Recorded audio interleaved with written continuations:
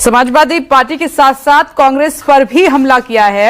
सवाल उठाया है कि आप एक पर्टिकुलर वोट बैंक है और वो है मुस्लिम वोट बैंक, आप उसको तेज पत्ते की तरह इस्तेमाल करते हैं, बाद में खाने के बाद उसको मतलब इस्तेमाल करने के बाद निकाल फेंक देते हैं, फिर उसकी जरूरत नहीं पड़ती।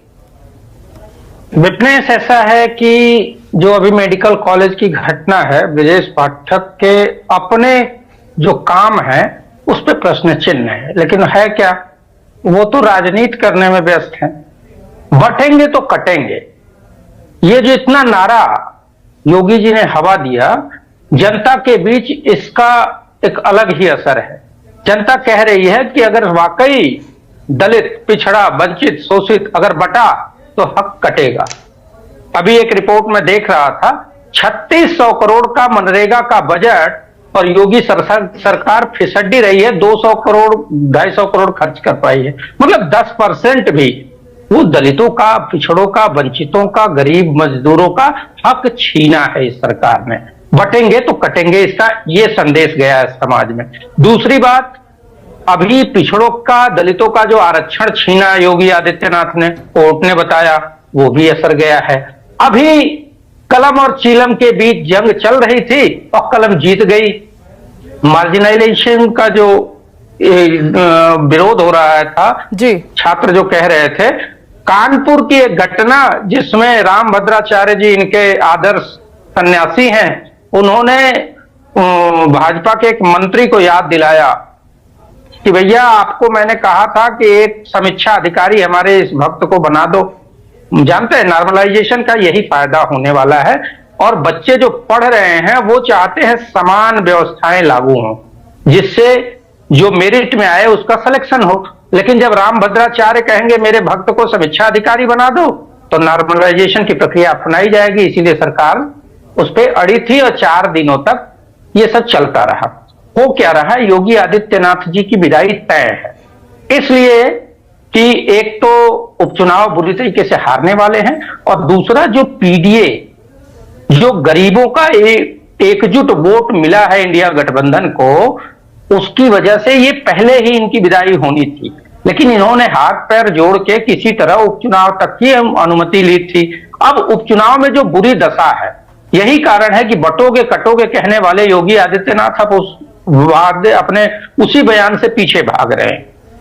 महाराष्ट्र में इन्हीं के सहयोगी उसको नकार रहे हैं, झारखंड में कोई बात नहीं कर रहा है, और ये किसको बांटने काटने की बात कर रहे हैं। भाई सही बात है, गरीब आदमी कह रहा है कि हम वैभव जी देखिए, ये तो कम से कम फाइट में तो है, कांग्रेस तो फाइट में भी नहीं है। 9 में से एक भी सीट पर आप चुनाव नहीं लड़ रहे हैं, कम से कम ये तो देखिए, जबकि आपने कहा था कि हम साथ चलेंगे, साथ लड़ेंगे। विपनेश जी, हम साथ हैं, साथ चल रहे हैं, साथ लड़ रहे हैं। यहाँ तो निषाद पार्टी की सीट ही खा गई भाजपा। जैनेंद्र जी ने तो कहा ना, सुन लीजिए, पहले बात पूरी होने दीजिए। ठीक है, एक तो विपनेश एकदम लास्ट में आप समय देते हो, उसमें कटौती करने लग जाते हो। बोलिए हमने कहा ना कि हम समाजवादी पार्टी के सभी कैंडिडेट का समर्थन करेंगे, वो चुनाव लड़ेंगे, हम साथ देंगे। हमने ये नहीं कहा निषाद पार्टी के लोगों ने कितनी आपत्ति दर्ज कराई थी, कितने लोगों ने पार्टी से रिजाइन किया, कांग्रेस में किसी ने किया क्या? सवाल ये है। लेकिन हो क्या रहा है कि जो मूल मुद्दे हैं गरीबों के, नौकरी नहीं मिल रही है, नौकरी में आरक्षण चोरी हो जा रही है, जो आईएएस पीसीएस की तैयारी, पीसीएस जे का पेपर, आयोग उसमें मानता है कि 50 कॉपियां बदली गई। मतलब योगी और मोदी और हाफ पैंटी गैंग पे लोगों को भरने के लिए ये सब हो रहा है। इतना बड़ा भ्रष्टाचार है, इतने बड़े सवाल हैं, लेकिन योगी जी धुआं में शायद जी रहे हैं, और धुएं में इस प्रदेश को इस तरीके से घुमाना चाहते हैं कि भाई आप अपने बच्चे को ये मत कहो कि पढ़ोगे तो बढ़ोगे, आप तो ये कहो कि नहीं बटेंगे तो कटेंगे। तो जनता भी तैयार है, ना इस बार बटेंगे और ना ही कटेंगे। सवाल ये है कि अमीरों को सारा कुछ देने के लिए ये जो सरकार खड़ी है, गरीब एकजुट हो रहा है। जो अमित शाह हिंदुत्व की बात करने वाले हैं, वो अपने बेटे को बीसीसीआई का सेक्रेटरी। चलिए ठीक है, आपने अपनी बात रख ली, मैं इस पर मनीष जी से जवाब लूंगी, लेकिन उससे पहले जैनेंद्र जी कुछ कहना चाह रहे हैं। ठीक है वैभव जी, आपने अपनी बात रख ली, मैं इस पर जवाब लूंगी। जैनेंद्र जी, मैं ये कह रहा हूँ, धर्म रक्षा के लिए अमित शाह का बेटा आगे क्यों नहीं आता है? गरीब का बेटा ही धर्म रक्षा क्यों करे? ठीक है, गरीब के बेटे को रोजगार क्यों नहीं मिलता? अमित शाह के बेटे को रोजगार, अमित शाह के बेटे को आपने सवाल उठाया तो उसका जवाब मैं ले लूंगी, लेकिन जैनेंद्र जी पहले आप बोलिए, फिर मनीष जी का मैं रुख करती हूँ। लेकिन मैं एक चीज स्पष्ट कर दूं, कांग्रेस की नीति रही है लोगों से झूठ बोलना, लोगों के सामने। अरे प्रधानमंत्री झूठ बोलते हैं मिस्टर। हिमाचल प्रदेश में आपने देखा उन्होंने कैसे आप मौका देके आपके ओम प्रकाश राजभर जी ने कहा कि सरकार में भ्रष्टाचार है, जिसके बाद लतिया के बाहर किया गया था मंत्रिमंडल से, और आप फिर अब जाके किस मुंह से उसी मंत्रिमंडल में बैठे हैं और ओम प्रकाश राजभर जी को ये पूछिए क्या भ्रष्टाचार है कि नहीं है। कोरोना काल चल रहा था, अब कोरोना लगभग समाप्ति पे हो गया, तो जितने लोग रजिस्टर्ड हैं वही बजट बढ़ते बढ़ते आगे बढ़ता था। लेकिन अब क्या लोगों ने ये घुमा रहे हैं, झूठ बोल रहे हैं, ये झूठ बोलने के ठेकेदार के साथ खड़े हैं। देखिए कौन झूठ बोल रहा है वैभव जी, कौन सच बोल रहा है, वो जनता देख रही है। देखिए वो अपने वोट से बता देगी कि कौन सच बोल रहा है कौन झूठ बोल रहा है। इसके लिए थोड़ा इंतजार कर लीजिए 23 तारीख तक। मनीष जी सर, मुझे एक रिएक्शन फिर से लेना है सबसे कि 23-24 में कौन सा कोरोना वायरस चल रहा था। सर मैं कह रही हूँ जनता बता देगी कौन झूठ बोल रहा है कौन सच बोल रहा है। मैं आती हूँ झूठ बोल रहे हैं तो इनको अगर आप टोक नहीं सकती तो आप मनीष जी कि 23-24 में कौन सा कोरोना चल रहा था। कोरोना की ये बात 23-24 में कर रहे हैं, हम 23-24 के बजट की बात कर रहे हैं। ठीक है सर, जवाब गरीबों का हक लूटने वालों के साथ ये भ्रष्टाचारी शामिल है। मनीष जी जनता किसान नौजवान सब परेशान है योगी के कार्यकाल में, योगी सरकार में इस तरफ ध्यान नहीं है सरकार का। अरे तड़ी पार तो गृह मंत्री अमित शाह भी है। आप बताइए आयोग ने जो स्वीकार किया है कि पीसीएस की 50 कॉपियां बदली गई, आप माफी मांगोगे?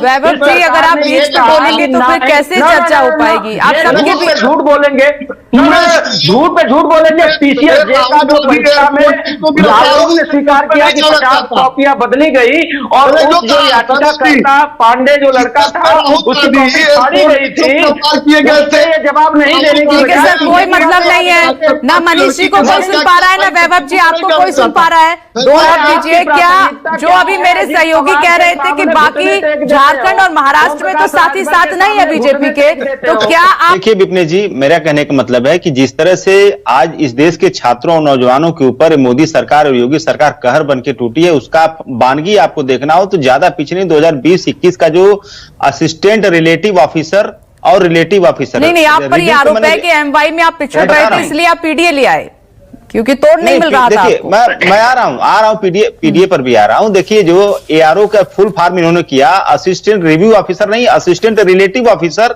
और रिव्यू ऑफिसर की जगह रिलेटिव ऑफिसर। इन्होंने 2020-21 के चुनाव जो है उसकी वैकेंसी जो हुई विधानसभा विधान परिषद में, हर 5वां अभ्यर्थी या तो भारतीय जनता पार्टी किसी बड़े अधिकारी, नेता, मंत्री, इनका रिश्तेदार है। ये तो चीजें खुल गई। तो ये लोग बैकडोर से अपने लोगों को अधिकारी बना रहे हैं। आप देखिए लेजिस्लेटिव काउंसिल के जो प्रिंसिपल सेक्रेटरी का बेटा, लेजिस्लेटिव असेंबली के प्रिंसिपल सेक्रेटरी के 4 रिश्तेदार, हृदय नारायण दीक्षित का एक पीआरओ। इस तरह से अभी आपने हमारे कांग्रेस साथी ने बताया ही कि सर राम भद्राचार्य ने किसी की पैरवी की थी। तो इस तरह की नौकरियां आप बांट रहे हो। हमारे जो भी अभ्यर्थी हैं, जो हमारे 2.5 लाख लोगों ने अप्लाई किया था विपिन जी, और उसमें उनके साथ कितनी नाइंसाफी हुई। हाई कोर्ट ने आदेश दिया था कि पूरी भर्ती प्रक्रिया की सीबीआई से जांच कराई जाए।